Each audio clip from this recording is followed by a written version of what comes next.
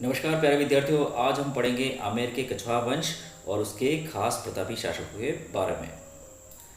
तो प्यारे विद्यार्थियों, वर्तमान जो आमेर जो राज्य है वह वर्तमान में जयपुर के पास में स्थित था और यहाँ पर कालांतर में 1137 में दुल्हन राय नाम के एक व्यक्ति ने जो वर्तमान में जो दौसा है उसके आसपास बसे बड़ गुजरों और मीणाओं को हराकर एक नवीन राज्य बनाया था। इस राज्य का प्राचीन नाम था ढूंढान।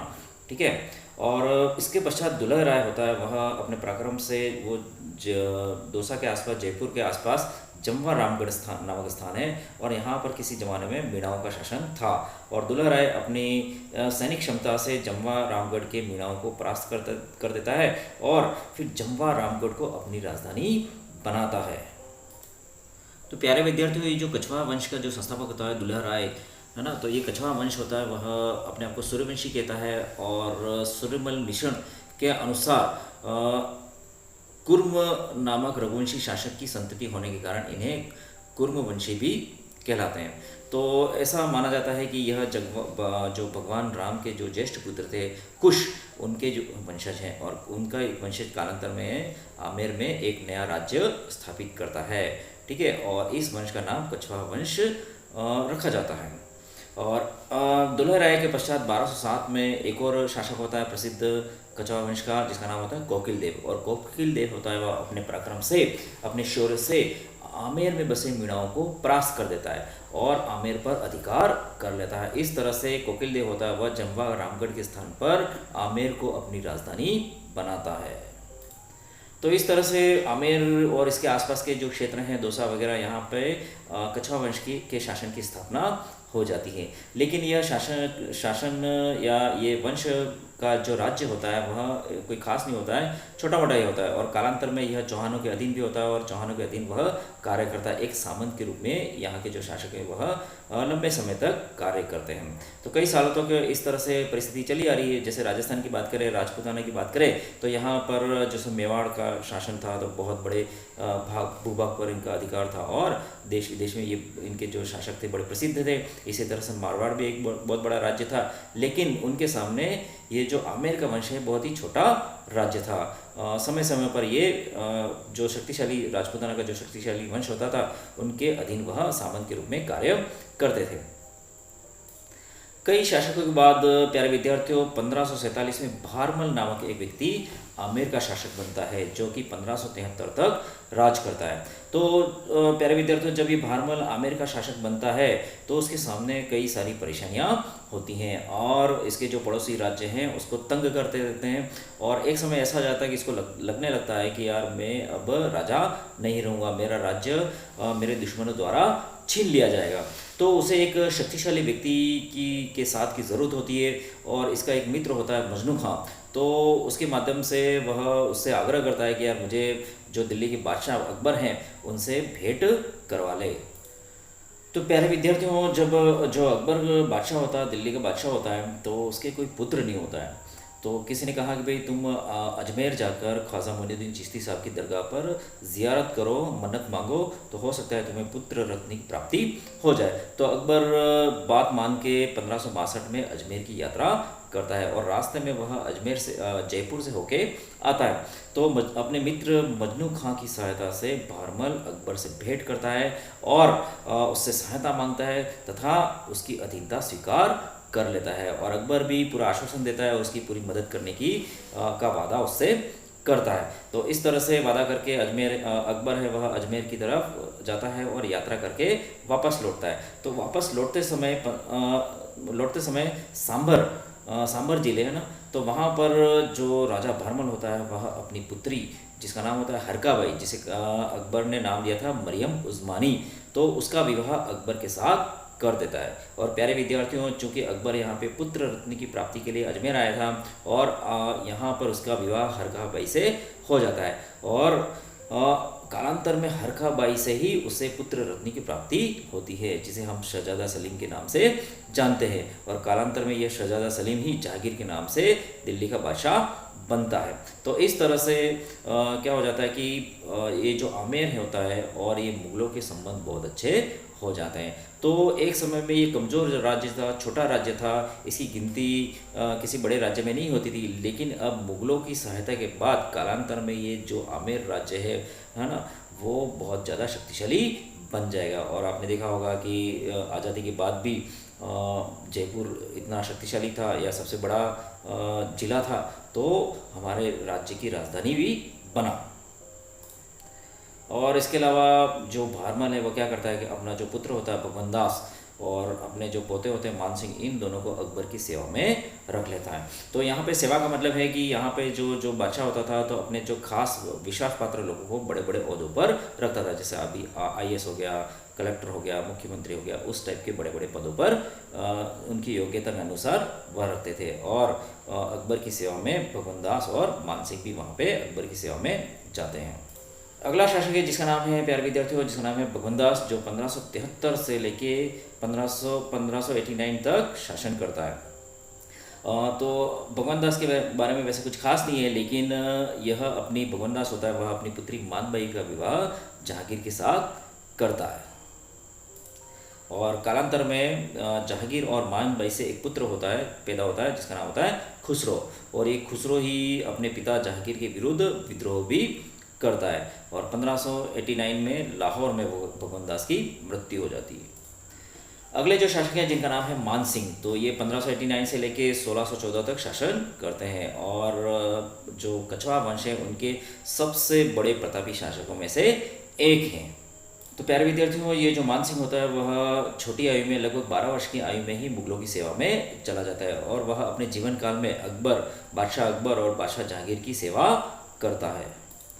और मुगलों की सेवा के दौरान ही जो मान सिंह होता है उसको अकबर एक अभियान पे भेजता है, रणथंभौर के अभियान पर भेजता है 1569 में। और रणथंभौर पर सुरजन हाड़ा नामक एक हाड़ा शासक का शासन होता है। तो मान सिंह अपने पराक्रम से सुरजन हाड़ा को परास्त कर देता है और सुरजन हाड़ा को मुगल अधीनता स्वीकार करने के लिए बाध्य कर देता है। तो इस कामयाबी से अकबर बड़ा खुश होता है और मुगल दरबार में मान सिंह का कद बढ़ जाता है।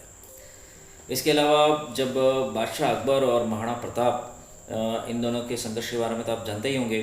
तो संघर्ष से पहले जो अकबर होता है वह कई बार महाराणा प्रताप को समझाने के लिए अलग अलग व्यक्ति भेजता है। तो उनमें से मान सिंह को भी वह 1573 में राणा प्रताप के पास संधि प्रस्ताव भेजता है, जिसको कि राणा प्रताप क्या कर देते हैं, मना कर देते हैं। और फिर इस संधि प्रस्ताव के असफल होने से मान सिंह बहुत नाराज़ हो जाता है और अकबर बादशाह को उकसाता है कि भाई देखो अकबर पर क्या कहते हैं, राणा प्रताप पर हमला करो।